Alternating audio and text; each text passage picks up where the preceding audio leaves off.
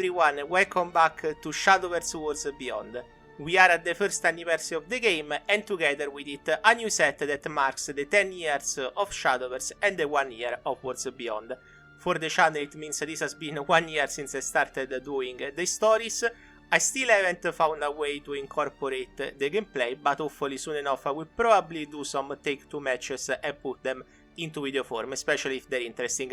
As you can see on the top left, I did do the tournament with the take-two, maybe that would have been a good one to put into record. I got into Group A and then I lost the first 2 matches, so I got away with just 2 packs of the new set, but I mainly wanted the dreizehn profile picture, as you can see right here. So the new set is a bit of a celebration of both Worlds Beyond and the old game, so you will see a lot of familiar cards, and also, as you can see right here, summer leaders, which is probably what I want to get the most. But today is more of a celebrative opening, so we are opening 20 packs of each set in rotation, except Heirs of the Omen, because I tried to record the video back when there was that extraordinary maintenance, so I kinda lost that footage to the nether. We also have a story with Esperanza, so we only have Lovecraft and Mary Malice left in terms of main stories, if I'm not wrong, so we are near also some development into dreizehn story, hopefully by then. Without further ado, let's get into the opening, but before that, let me remind you that if you want to support the channel, you can drop a super thanks on your favorite anti-lodge video, or you can join the community as a lodge supporter. Thank you very much to Uber and Webowski for their support, as usual. If you want to get a shout out, make sure to become a lodge supporter. We also have decks, this time not only 3 or 4, but the whole roster of classes. I do have a good idea of which ones are the best, but obviously we will pick the deck after we're done with the opening. So let's jump into the opening immediately, starting by the bottom with Heirs of the Omen. This set is rotating out at the end of August, so we will say goodbye to Sincero and other cards which have been the bane of my existence about a year ago, and hopefully we will jump into an even better meta. Not sure what the meta looks like right now, however, so we will see. I hope that it's good.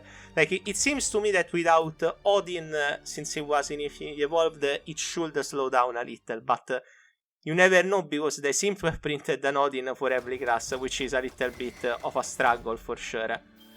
Doesn't look like we got a ticket, but we do have a legendary to look forward to. Obviously, we'll go quicker for the older sets, since we do have all the info about these cards by now, so let's just do it like this. Seeing those cards, especially since they will rotate out. No more Egg Portalcraft, which is a little bit of a shame. We also lose other Marinecraft cards, which is weird because Dragoncraft got new supports for Marinecraft, which is a shame. We also lose Izudia, but he's have a little bit of play, but more or less nothing too crazy. Let's see other cards. Crest, basically dead with the new Bahamut anyway, so won't be a huge loss for Haven as a whole. Loot. Yeah, that one I am glad that it's gone in general. Just it was insane, like the meta of Heirs of the Omen is probably my least favorite, so I am kinda... Oh, wait. That was the last card I needed. I forgot entirely. Then we have the next set, Skybound Dragons. So this one is for Grand Blue Fantasy. Probably my favorite set of the last year. And seeing it rotate out hopefully means that we get the Precon set. And that last one looked nice. Okay, I think this one is delicate animation, but I'm not sure. Maybe it is just special animation legendary.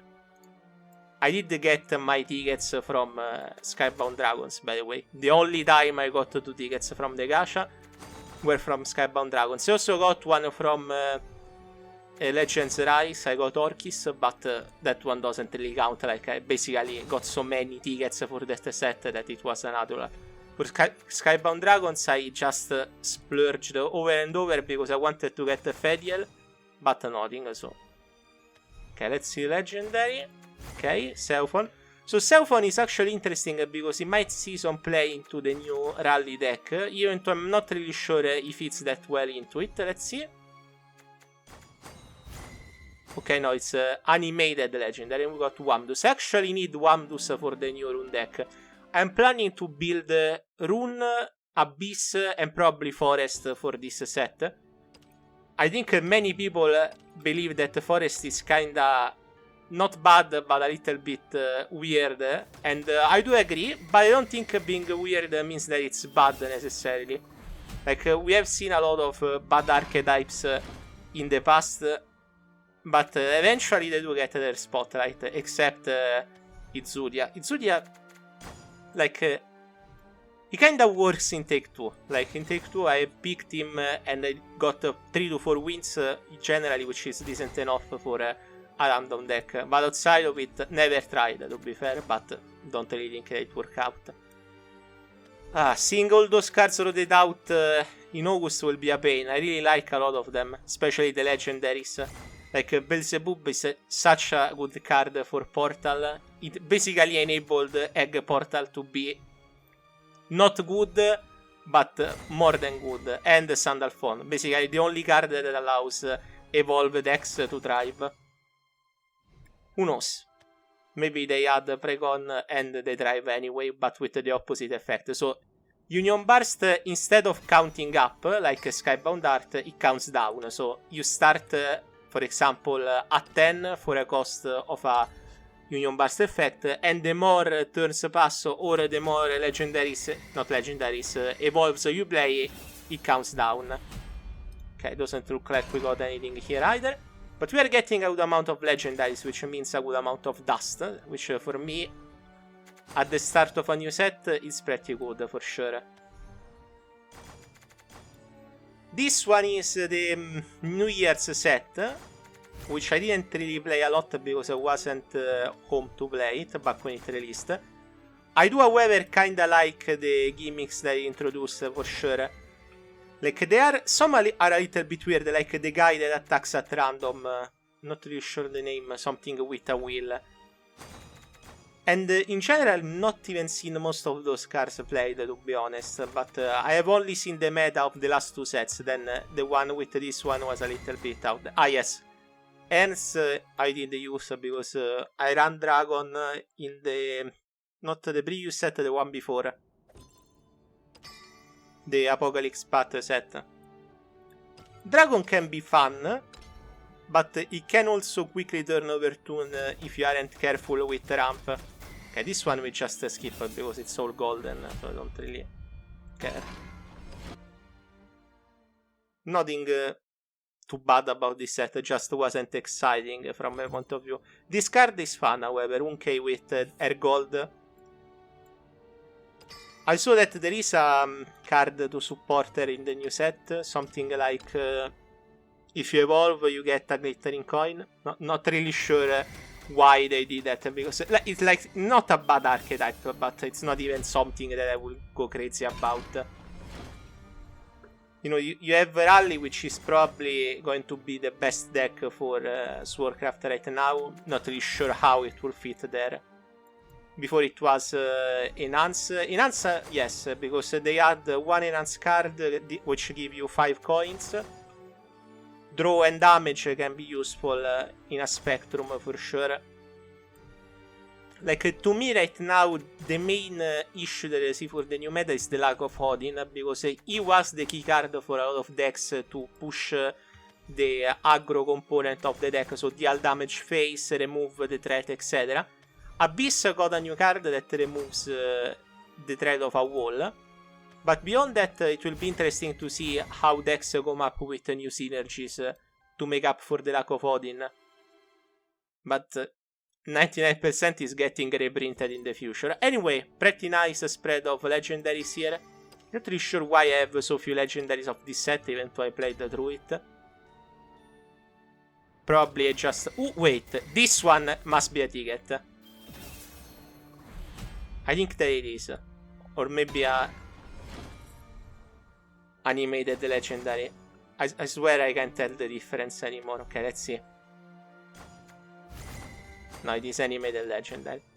Like, it's not bad, but obviously you do want to get the ticket. If they do save it for the new set, it's better at least, since I want to get the limited summer skins.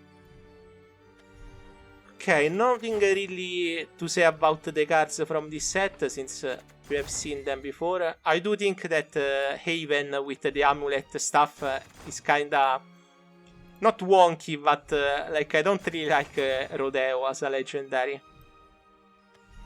Doesn't really do much for the archetype itself. Candida is good, but her alone can carry an archetype to success, like... it's decent, let's just put it that way. Okay, last 10 for Apocalypse Pact, and then we move into the previous set compared to Chronicle of Destiny, which is the Anathemas. Okay, this one looks like a skip, so we can go ahead. Let's see what we got at least. Then I randomly get a ticket, but I don't think that's how it works. Okay. Anathema's Gambit. So this set was the previous one, and very fun set in my opinion.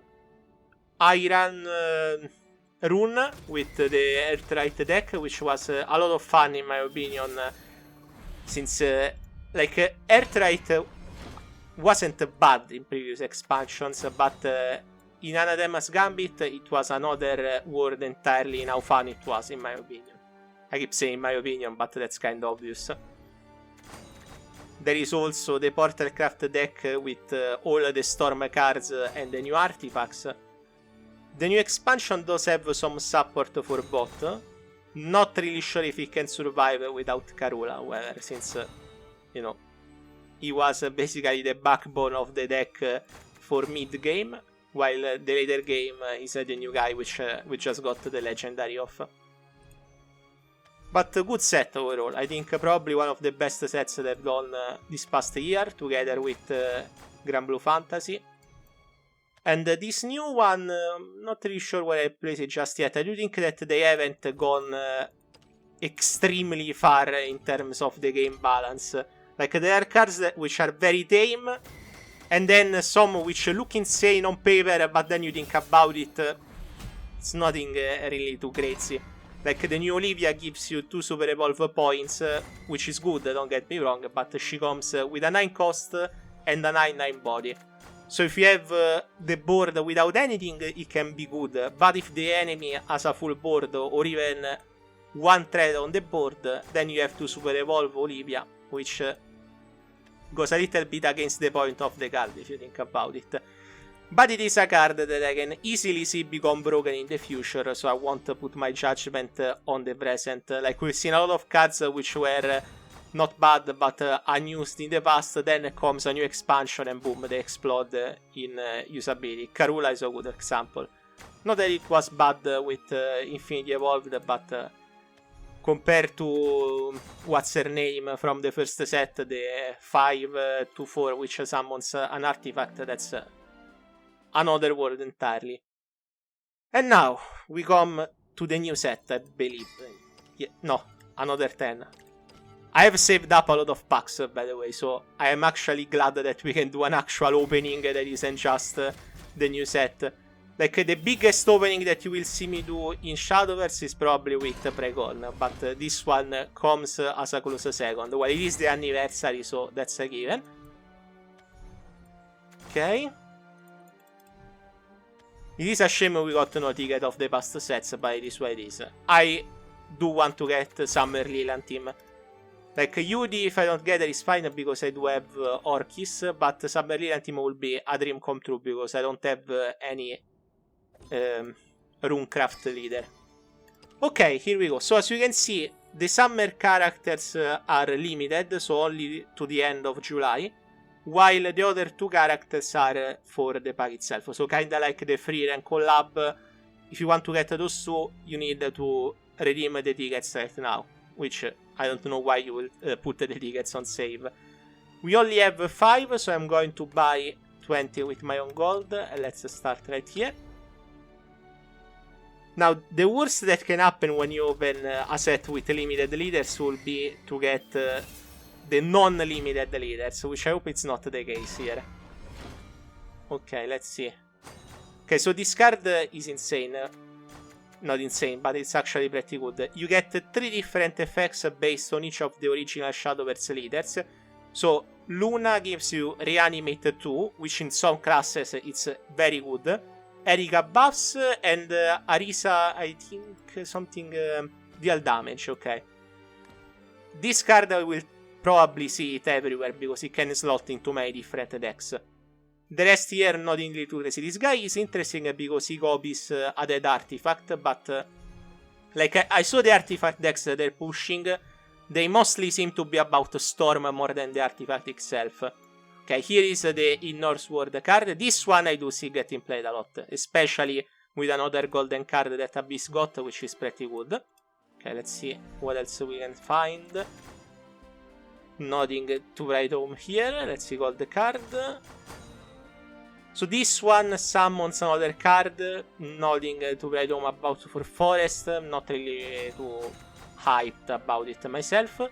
This one is a portal card. So they are seemingly pushing Evolve Portal, but once again, like Evolve Forest, you just have Sandalphon as the win condition or payoff for it, which is I like Sandalphon decks, but you can't have Evolve decks which all have the payoff being him, because they don't all work the same.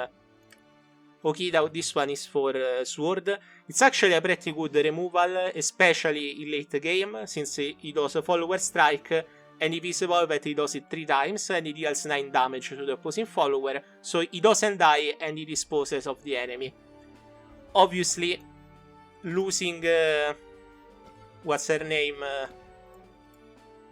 Yes, they lost Gildaria, but Gildaria isn't really the character that Okita replaces. It's the other one that helps them remove the 4 cost that deals damage in a trident, basically.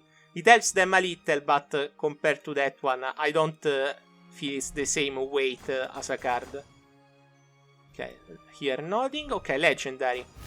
We have the Haven legendary, I believe it is. She summons a 2 cost, yes, and super evolves it. So as you can see, they are pushing Evolve Haven as well, which I don't really get why. It's like, it works probably, but it's not the archetype that I see for Haven, because once again, what's the payoff? Sandalphon again. Does it work? I'm not so sure, to be honest. Like, I even saw the deck that they're giving for free for Haven, and it is... Evolve Haven, and it doesn't even have Sandalphon. They give you Avira, which okay, but where's the payoff for doing the evolves? Nobody knows. But I could be wrong there. It could be also a crazy deck and I don't realize why. But on paper I don't see it. Like losing Crest due to the fact okay, we got the Ceres and I want to talk about it. Losing Crest due to the fact that Bahamut rolls in and that I will rotate out the Crest cards at the end of August. I expected a new archetype for Haven, but I guess maybe next set. So Ceres is a card that we've seen before from Worlds Beyond, like first set I believe. She has a weird gimmick about reducing the cost of your Abyss cards in hand with a Necromancy 20. I don't know why you will want to use this card in mid-range over Macmillan, but in aggro, I can see why you would use her, because if you reduce the cost of all the cards in your hand on aggro, you can do a combo with storm cards, etc., which can work. But it is a card that probably will be experimented upon a lot, because 20 Necromancy isn't that easy to reach for a normal deck. For aggro, maybe, if you push a lot of minion on board to deal damage and the enemy clears them. Even so, I have my doubts, but I do want to make a deck with her. That's one of the 3 decks that I wanted to try making. Okay, so now we open the 5 packs that I have, 3 courtesy of the maintenance, so hopefully something decent. We can get, obviously, the tickets, but that's fine. Mainly wanted to open to get new cards and vials, so I can craft decks. And when Precon comes, we will focus for sure on getting leaders. Not only the free one, but... Oh! Okay, that's interesting. I never saw that animation, I will be honest, so I'm not really sure why it is. Okay, Miriam. So this card we've seen before. Gives 2 artifact pieces. Why did they make it so bad? Select an enemy follower on the field and destroy it. Ok. Summon a Radiant Artifact, which is a 3-cost 2/2 storm.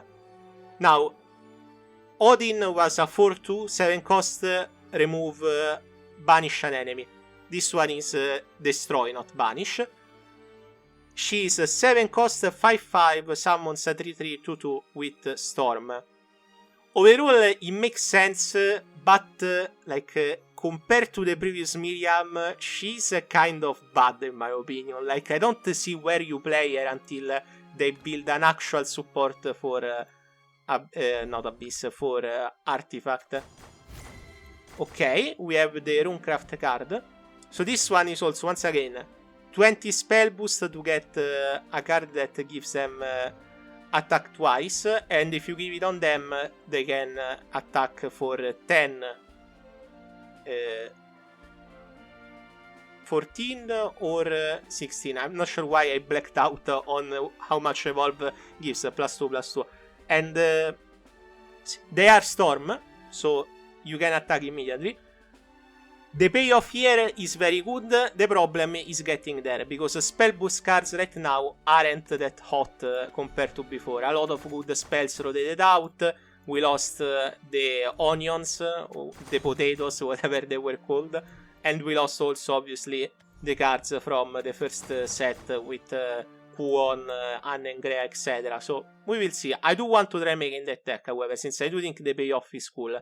Especially since you don't have to give the double attack on those two exclusively. You can give it on anyone. We'll see. Okay, so that's it for the opening. And now for the decks very quickly. So we have Rally's Warcraft. Probably will see play. Kind of recommended if you like Warcraft. But I do think that probably if you like Warcraft, you do have most of the cards in this one. So probably just you want to try it as a new player. Ramp Dragoncraft, this will be very good, and the deck itself seems to be mostly ramp cards, low cost cards, which makes no sense for ramp. Then you have the golds, which are pretty good, and the legendary also pretty good, so this one is also quite decent. Artifact Portalcraft, okay, so this one I don't really recommend. Why? Mainly because it's a mix of different archetypes. You have Storm cards, Artifact cards, and then you have some of the new cards, Evolve cards, etc. You can build a better deck just by buying packs. Buff Forestcraft, this one is also kind of good. Basically, pixie based, you summon pixies, then you get their effects boosted with all the buffs, and the turn after, hopefully, you deal a lot of damage. But kind of experimental. Mode Abyss, this is always good, no matter the meta mode, until we have Shamnasha, it continues to be good, and you can see right here. So this one, probably one of the best that you can get. Evolution Evencraft, I won't even open it, no. Spell Runecraft. I like that they try to mix it with the Crystal Spawns, I believe they're called, yes. And you get new Legendary and the one from the New Year set. Kind of decent, but to be fair, if I had to choose 3 decks to pick from here for how good the cards are, Mod, obviously, Ramp, and Rally. Those are the 3 decks that I recommend. Like this one has, the golds aren't crazy, but you get Bunny and Baron, kind of decent, and Gildaria, always good to have, so those 3 I would recommend for sure. For me, I get the... I'm not really sure because... I do think I want to go for the spell one. Ooh, you can get the rotation or the unlimited version. That's kind of cool. Obviously I play rotation because I don't like chaotic playstyles with the unlimited format. Becomes an headache, especially when we get more and more sets. Anyway, that's it for the big opening. Next we will cover the Esperanza story, but that's for another video. Thank you much for watching. As always, remember to smash that like button or that subscribe button, and if you want to support the channel more, you can use the super thanks feature or join the community as a supporter to support the community. I said that well, I kind of drifted a little bit there. forgive me. All the new cards are kinda getting me to think I really want to play already, so here we are. The next set, hopefully it's a precon. If it is, you will see this gold number go very high. If it's not, we will save. I'm probably not going to do a opening video for the next set. But the one after, if it's not precon in August, it will probably be precon in October. So whenever it is, we will be there. Keep up with the story of precon in the channel, since obviously I am the one that covers the story and translates it. So if you want to know more about the characters that will arrive when the set comes, read up. Anyway, this has been Hunter Lodge with the first anniversary opening. We opened a lot of packs for once, and I will see you next time. Bye my friends.